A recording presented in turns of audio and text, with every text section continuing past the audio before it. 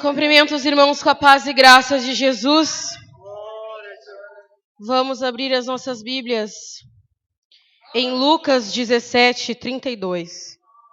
Capítulo 17, versículo 32.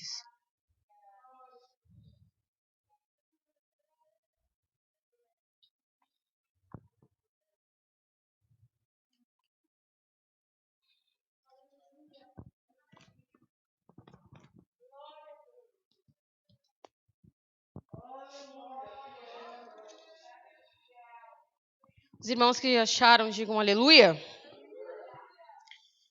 Lembrai-vos da mulher de Ló. Os irmãos podem tomar o vosso assento, por gentileza.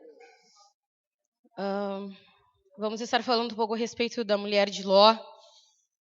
Vou tirar a minha máscara, porque óculos e máscara não combinam, irmãos. A gente vê aqui em Lucas um conselho, um ensinamento, um alerta da parte de Jesus para os discípulos, ensinando os discípulos, falando para eles lembrarem da história da mulher de Ló. E o que é lembrar? É trazer a lembrança, né? É trazer algo que está na memória, o que está registrado, o que está guardado por muito tempo.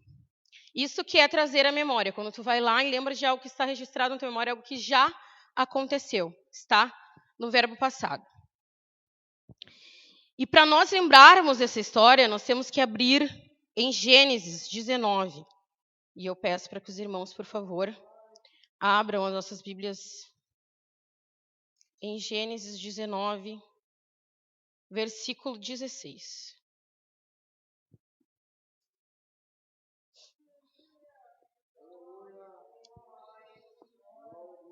Que nos diz: Ele, porém, demorava-se, e aqueles varões lhes pegaram pela mão, e pela mão de sua mulher, e pela mão de suas duas filhas, sendo-lhe o Senhor misericordioso, e tiraram-no e puseram-no fora da cidade.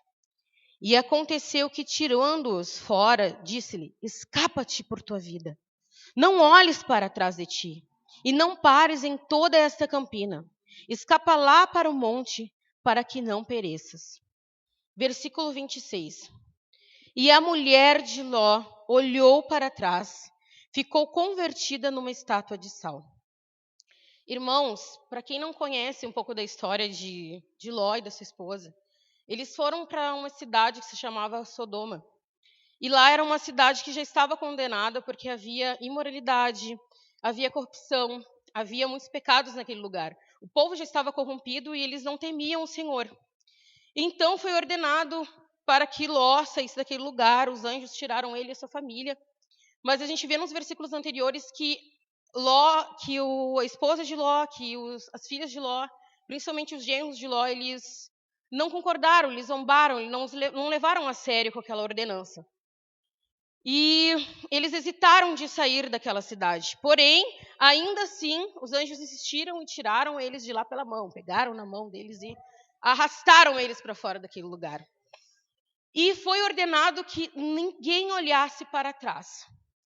Mas a gente percebe que no versículo 26, a mulher de Ló, que não tem o nome dela aqui, ela olha para trás. E por causa dessa desobediência, por causa dessa decisão que ela tomou de desobedecer a ordenança do Senhor, ela foi condenada e se tornou uma estátua de sal. Ela preferiu contemplar a sua morte, ela preferiu contemplar o que ia acontecer, o que estava acontecendo lá atrás. Eu não sei o que levou ela a tomar a decisão. Se foi o desespero dela de estar naquela situação, se foi o apego com as coisas que estavam lá, se foi a curiosidade do que ia acontecer. A gente não sabe o que levou ela a tomar essa decisão. Mas ela decidiu. Mas ela escolheu. Havia duas escolhas. Ela podia seguir em frente com a sua família e contemplar a salvação da sua vida, a salvação da sua alma, a salvação da sua família. Mas ela decidiu olhar para trás e contemplar a morte, contemplar a desobediência, a consequência da desobediência. E ela se tornou numa estátua.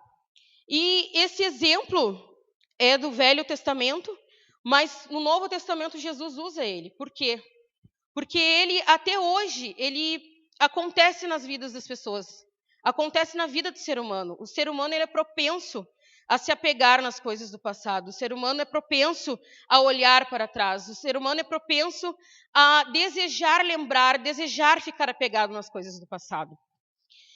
Muitas vezes nós, e eu digo nós porque é a maioria, é uma coisa comum que acontece nas nossas vidas, nós ficamos apegados em alguma coisa. Pode ser uma lembrança boa, como a irmã Naide, né? Trouxe a lembrança do tempo em que ela orava com as irmãs, enfim, mas pode ser também uma lembrança negativa. Pode ser algo ruim que nos atormenta, pode ser traumas, pode ser pecados, sentimentos, né? Comportamentos negativos, velhas coisas, velhas práticas, velhas coisas que fazem com que a gente fique estagnado, que a gente não consiga avançar, que a gente não consiga ir para frente. E o que essa estátua ela representa? Ela representa algo que está parado, inerte, não tem como ir para frente, não tem como ir para trás, não tem como ir para o lado. Tu fica parado. Tu não consegue evoluir, tu não consegue avançar. Tu se torna algo estagnado, paralisado. E ela se tornou assim por causa da sua própria decisão de estar apegada nas coisas do passado, de estar apegada nas coisas que estavam para trás. Deus estava dando uma salvação, estava dando uma chance, Ele estava tendo misericórdia da vida deles. Porque foi por escolha própria que eles foram para lá, foram suas próprias decisões. Ele olhou para aquela cidade e achou que aquilo era bom para ele, mas já estava corrompido, já estava destruído. Eles estavam distantes de Deus. Mas o Senhor ainda, com todo o seu amor, Ele olhou com um olhar de misericórdia e deu uma chance para ele e para a família. E ainda assim, com essa chance, ainda assim, Ele olhando para essa misericórdia e enviar aqueles 2 homens, aqueles anjos para salvá-los, eles ainda hesitaram, ainda debocharam, ainda não levaram a sério. E Deus ainda assim teve misericórdia. Deus, Ele é tão tremendo, é um temor de Deus que Ele tem misericórdia de nós. Conhecendo as nossas debilidades, conhecendo quem nós somos de verdade. Porque o Senhor, Ele sabe como é o nosso coração. O nosso coração é corrupto. Nós desejamos as coisas do mundo, nós desejamos as coisas da carne. E mesmo assim Ele olha para nós e insiste nas nossas vidas. Porque Ele é um Deus de amor, mas Ele é um Deus de justiça também. E essa estátua, ela é um monumento histórico, ilustrativo, usado por Jesus, e é um monumento de desobediência, que representa a desobediência. Os estudos dizem a respeito dessa estátua como representando como a desobediência. Então, até hoje, ela é marcada, até hoje, nos tempos futuros, ela é marcada. Ela é lembrada, e não só por nós, mas por pessoas que são ímpias, por pessoas do mundo também citam isso, falam a respeito disso. Existem várias expressões, né, que eles usam para falar a respeito dessa situação. De tal forma que marcou essa atitude errada, que ela decidiu, que ela escolheu. Vamos abrir nossas Bíblias em Romanos, capítulo 12.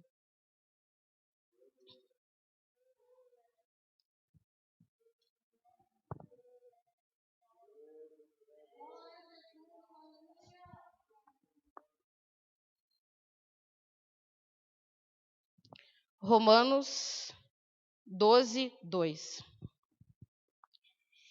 E não vos conformeis com este mundo, mas transformai-vos pela renovação do vosso entendimento, para que experimenteis qual seja a boa, agradável e perfeita vontade de Deus. Irmãos, esse versículo bíblico, nesta passagem, ele é tão importante que até mesmo a teoria da psicologia é utilizada como princípio desse versículo, que é a psicologia cognitiva, experimental, né, do comportamento. O que eles entendem, o que eles falam, né? O que é baseado nesse versículo? Que a nossa mente, ela decide o que a gente vai seguir, independente do que a gente vive, da situação que a gente está passando e independente do ambiente que a gente está. Eles dizem que a nossa mente tem o poder de decidir, independente do que a gente está passando, por mais traumático que seja, por mais difícil que seja a situação, nós temos a decisão, a nossa mente decide se a gente vai ir para um lado positivo ou se a gente vai para um lado negativo. A nossa mente que influencia, a nossa mente que influencia as nossas escolhas, as nossas atitudes, conforme aquilo que nós pensamos, conforme os nossos credos. Ou seja, olhando para essa passagem, olhando para a vida da esposa de Ló, ela tinha 2 decisões. Ela tinha o poder de decidir se ela queria prosseguir obediente ao Senhor, avançando para aquilo que estava diante dela, ou ela tinha a decisão de ficar estagnada, presa naquela situação. E muitas vezes nós passamos por isso. Nós temos a decisão de nós prosseguirmos para o alvo, de nós prosseguirmos para aquilo que o Senhor tem nos confirmado, para as promessas do Senhor, ou a gente fica estagnado numa situação ruim, numa situação tão boa. Porque tem muitas coisas boas que acontecem na nossa vida que também nos distanciam de Deus, que também nos afastam de Deus. Existem coisas que a gente conquista muitas vezes, que a gente quer muitas vezes, que aparentemente não é negativo, não é ruim. Não vai pecar contra Deus, mas fica acima de Deus na nossa vida. Nós priorizamos essas coisas e deixamos Deus em segundo plano. Então, nem sempre as coisas que são boas, elas são para o Senhor e elas são do Senhor. E também tem as coisas ruins que nos fazem o mal, que nos traumatizam, que nos deixam angustiados, que também nos fazem ficar paralisados, que também nos distanciam do Senhor. E aí que está diante de nós a decisão de nós querermos nos aproximar de Deus, de nós queremos priorizar a Deus e colocar o Senhor acima de todas as coisas. Ou ficarmos presos. Quem sabe situações aconteceram na nossa vida e a gente olha para frente, ou Deus nos confia algo dentro da casa do Senhor, ou até mesmo a nossa própria salvação, que é acima de qualquer coisa que nós temos, de qualquer cargo que nós temos dentro da igreja. A nossa salvação está acima disso. E Deus nos confia essas coisas, mas os traumas, as coisas ruins, o que nos marcou, nos afasta de nós fazermos a vontade de Deus. Nos afasta de nós avançarmos, nos afasta de nós estarmos apegados ao Senhor. Mas Deus, Ele fala conosco também em Lucas capítulo 9.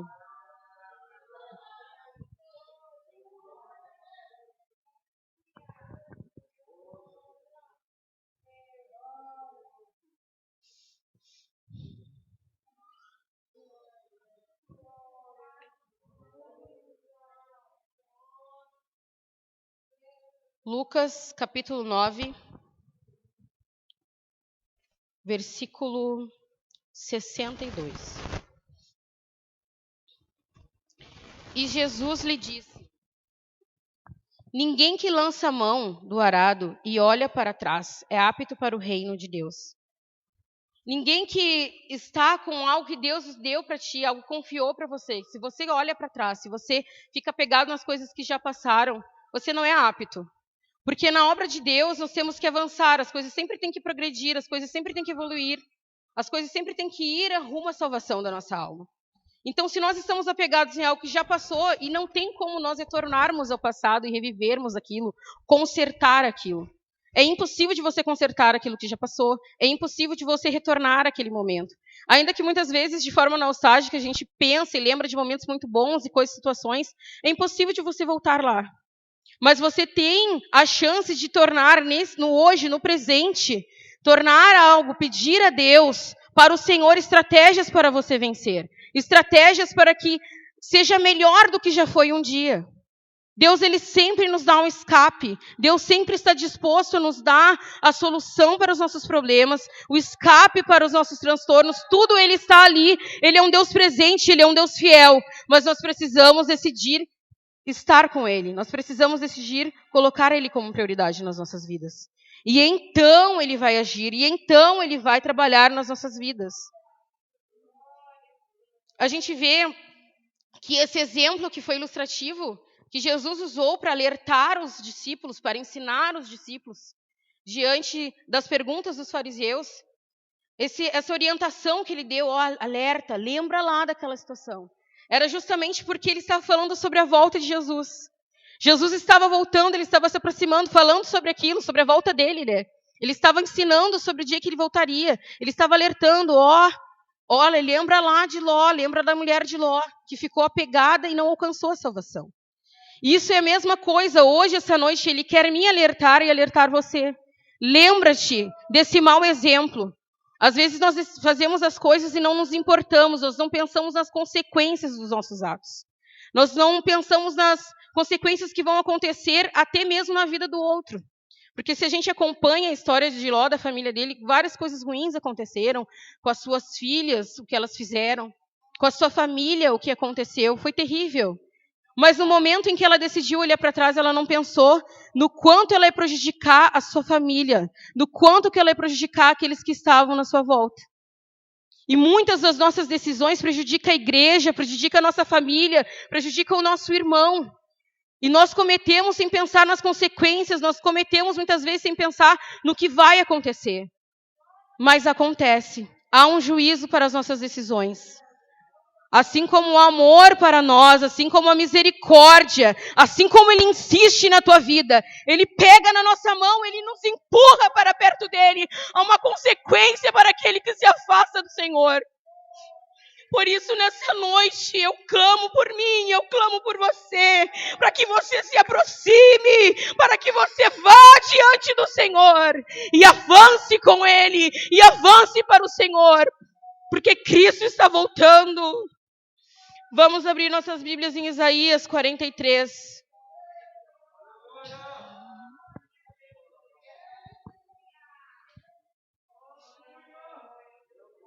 Vamos estar encerrando esta parte.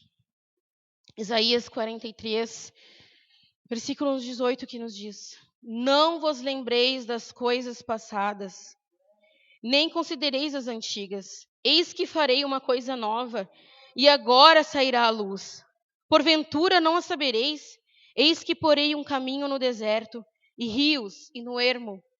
Não considere as coisas passadas, não considere as coisas que já passaram. Você não vai viver novamente aquilo. Considere o seu hoje, considere a oportunidade que Deus está dando para você. O que nós estamos vivendo hoje não vai definir a nossa vida lá na frente. O nosso momento atual não define. O que define é o que nós vamos decidir a partir daquilo que está acontecendo. É as nossas decisões, é o agora, não é essa situação. Eu estou mal hoje. Não, saia dessa situação. Escolha se aproximar do Senhor, Ele tem algo novo diante de ti. Ele tem algo novo para te oferecer, algo verdadeiro, estratégias novas, evolução, coisas que se aproximam dEle, coisas que vão para diante dEle. Algo novo o Senhor tem para nós. Independente do deserto que nós estamos vivendo, independente da situação que parece seco, que parece difícil, angustiante, independente que nós vivemos, o Senhor tem algo novo. Vamos nos colocar de pé. Vamos estar orando ao Senhor.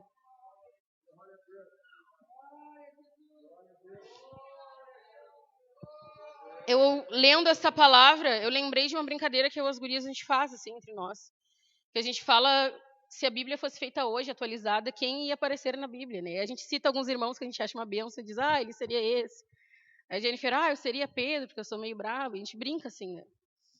E eu fiquei pensando, essa mulher não tem o nome dela, a gente não sabe se ela casou com ele antes deles irem para Sodoma, se eles casaram quando eles já estavam lá.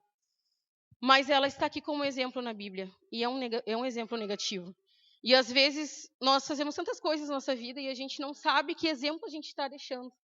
Se é um exemplo negativo, se é um exemplo positivo, se é uma coisa boa, se é uma coisa ruim. Né? Quem sabe as pessoas olham para nós, olha lá, a Juliane, o jeito que ela é. E as pessoas falam. E a gente marca a vida dos outros. É difícil a gente compreender que a gente é uma influência, mas a gente é uma influência de Cristo aqui.